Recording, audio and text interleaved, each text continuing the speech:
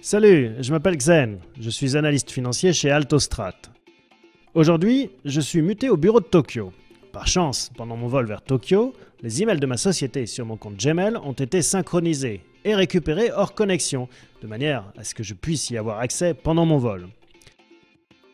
Je viens d'arriver au bureau de Tokyo et je découvre un mail de Shinesuki-san, notre DRH.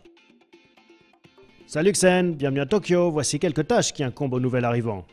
Il faut tout d'abord que j'ajoute cela sur ma liste de choses à faire. Je clique donc sur plus d'actions et ajouter aux tâches. Mes nouvelles tâches sont automatiquement ajoutées à ma liste avec des paramètres pour y attacher une échéance, ainsi que le mail relatif à cette tâche. J'ai besoin de contacter Shirasuki-san, mon contact japonais. Il ne parle pas anglais, donc j'aurai besoin de la fonction traduction automatique dans le chat Google. Je dois simplement inviter un traducteur anglais et un japonais pour qu'ils nous aident tous les deux. J'écris « Salut » et Shirazuki peut voir ma réponse en japonais qu'il comprend. Je dois maintenant visionner un tutoriel qui se trouve dans l'espace corporate sur YouTube. Il est sécurisé, donc seuls les utilisateurs d'Altostrat peuvent y avoir accès. Comme toujours sur YouTube, je peux noter la vidéo et laisser des commentaires que verront mes collaborateurs d'Altostrat.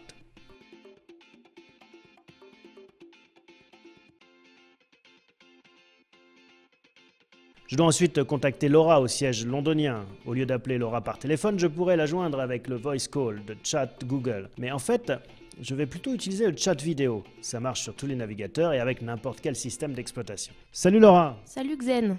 Comment vas-tu? Bien, merci, et toi? Je suis bien arrivé au Japon. Cool. Je te tiens au courant des avancées du projet. Super, merci. Je dois ensuite te présenter ma nouvelle carte de visite japonaise et l'imprimer. Je lance donc une recherche. Je sais qu'il y a une pièce jointe attachée, donc je peux facilement préciser la recherche. Ça y est, je l'ai trouvé. J'ai déjà marqué ce mail en utilisant le dispositif de libellé de Gmail. Je peux en ajouter ou les modifier à tout moment. Je jette un œil à mon dossier urgent et j'y trouve un email qui contient des conseils de voyage à Tokyo envoyés par les ressources humaines. Je pourrais voir ces documents même si je n'étais pas connecté. En effet, je n'ai pas besoin de logiciels tels que Adobe ou Microsoft Word. Gmail va transférer le document dans mon navigateur sous forme de flux continu.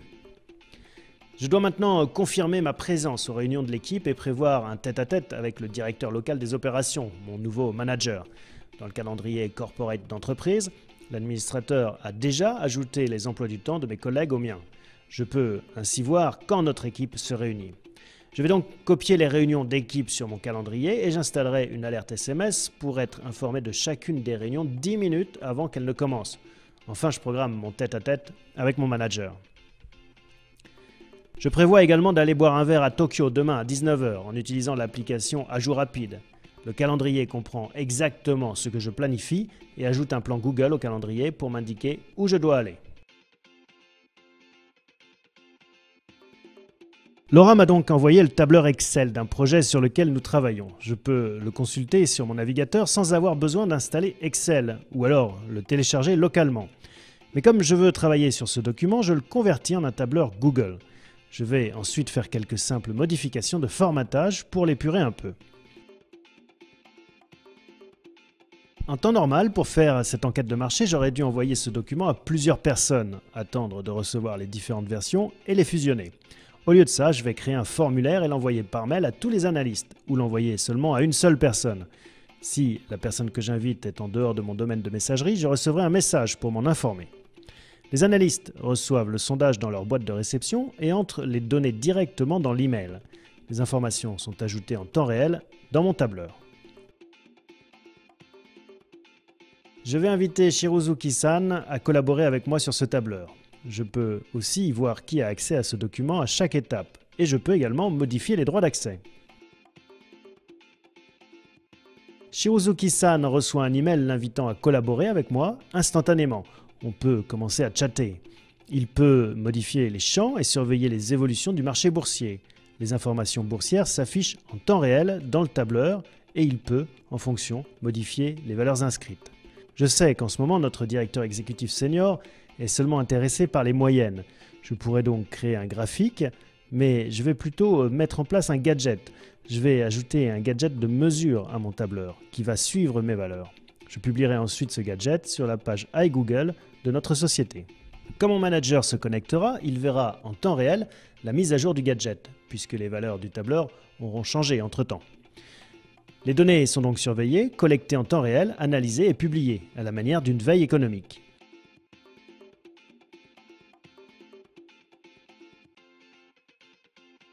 L'équipe a travaillé sur une analyse plus complexe de la performance du marché aux États-Unis qui m'a aidé à décider quoi faire au Japon. Je peux choisir différents styles de visualisation pour afficher mes données avec les super gadgets que Google a créés pour les analyses financières comme celle-ci. Je peux même pister dans la durée ce que deviennent les valeurs dans différents secteurs. En tant que spécialiste financier, j'aime travailler avec des tableaux croisés dynamiques. Je peux ainsi filtrer les données pour afficher la région qui m'intéresse et regrouper différentes valeurs. Je peux donc observer la région et connaître les chiffres des emprunts immobiliers de cette région. Maintenant, je dois travailler avec mon équipe sur un site collaboratif. C'est un portail de collaboration efficace lancé par Google Sites et où l'on peut archiver et partager les informations de notre projet. Notre analyse est déjà sur le site et je vais juste ajouter mes récentes avancées sur un tableau de bord. Je peux rapidement insérer le tableur sur lequel nous avons travaillé. Les gens ont maintenant accès aux résultats de nos analyses.